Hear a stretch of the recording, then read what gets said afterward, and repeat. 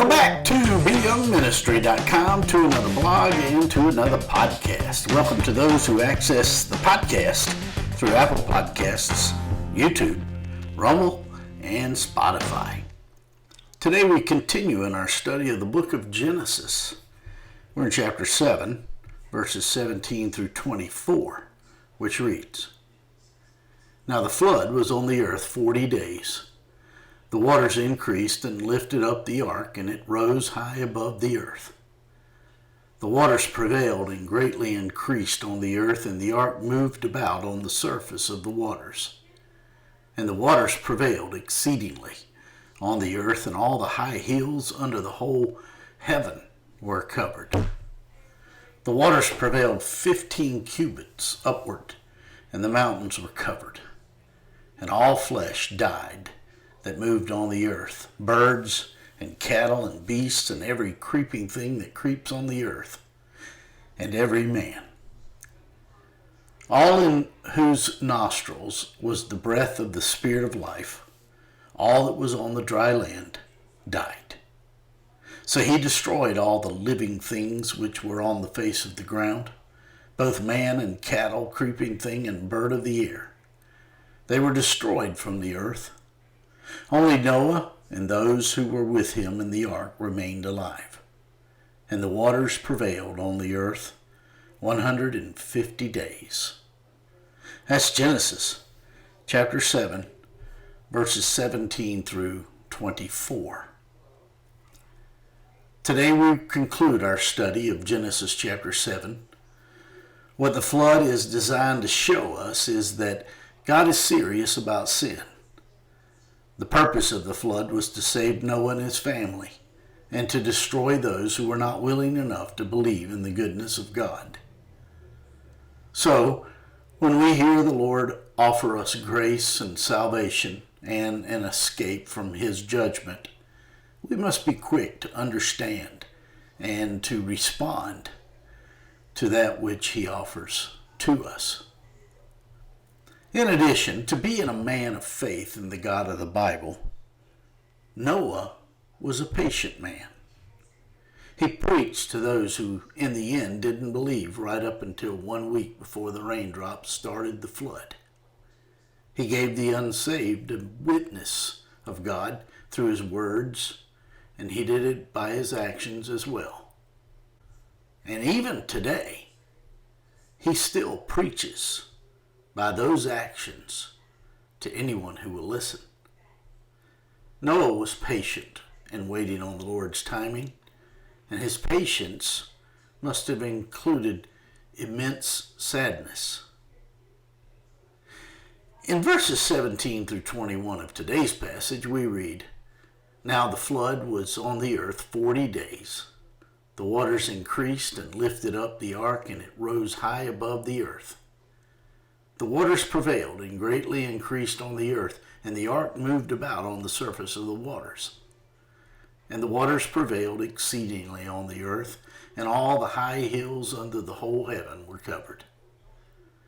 The waters prevailed 15 cubits upward, and the mountains were covered, and all flesh died that moved on the earth, birds and cattle and beasts, and every creeping thing that creeps on the earth, and every man. The rains came for 40 days, and the waters prevailed for 150. Here we have the word prevailed used repeatedly. The word water appears repeatedly as well. The flood prevailed. This is the flow of the text. And during all of the time, Noah and his 7-member family waited in the quiet solitude within the ark. When the waters came, Noah and his family had to be patient. Whether or not they heard the people outside the boat, they knew what was happening, and they patiently endured the loss of all the people they had ever known. Noah probably thought about the many people who had come into his life as the floodwaters rose.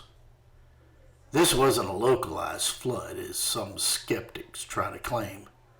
This was a global flood, and every high hill and every higher mountain was covered and even submerged. 15 cubits is almost 25 feet high. In verses 22 through 24 of today's passage, we read, "All in whose nostrils was the breath of the Spirit of life. All that was on the dry land died. So he destroyed all living things which were on the face of the ground, both man and cattle, creeping thing and bird of the air. They were destroyed from the earth. Only Noah and those who were with him in the ark remained alive. And the waters prevailed on the earth 150 days. And so everything and everyone died. And only a perverse and disconnected heart would find fault with the Creator concerning how he handled this situation. The reality is all things have an end, and mixed with joy is sadness and loss. This is the fallen world we live in, and even though sin has wrecked this world with death and destruction, God is still sovereign, and he is still good. Waiting on the Lord isn't a concept unique to Noah.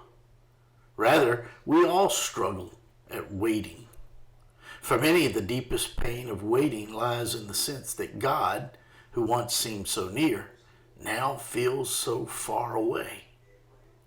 But the answer is that if we give God enough time, all things in their end will make sense. When we give him time, God will enable us to see our waiting from his viewpoint. He will give us his vision if we are patient. Those days when we find ourselves living in hindsight, we understand the why behind the wait. In the meantime, God is doing something eternal within us. When we are careful to be defined by him, God will define us further with the eternal. And the Bible is full of people who waited on the Lord. They found God's delays are not his denials.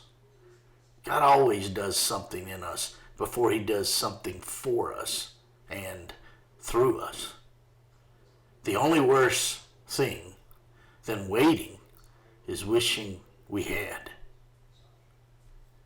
In Isaiah chapter 40 and verse 31, we read, "But they who wait on the Lord shall renew their strength. They shall mount up with wings like eagles. They shall run and not be weary. They shall walk and not faint." There's so much significance to the illustration of an eagle. But one thing about an eagle is that while most birds flee storms, the eagle seems to long for it, because the storm enables him to soar higher than he can in normal conditions. The eagle is the only bird that can lock its wings and wait for the right wind. He waits for the updraft. Then he soars. At different times of our lives, we are all going to face fierce storms. As we wait on the Lord and trust in him, he will not only take us through the storm, but he will actually lift us above the storm.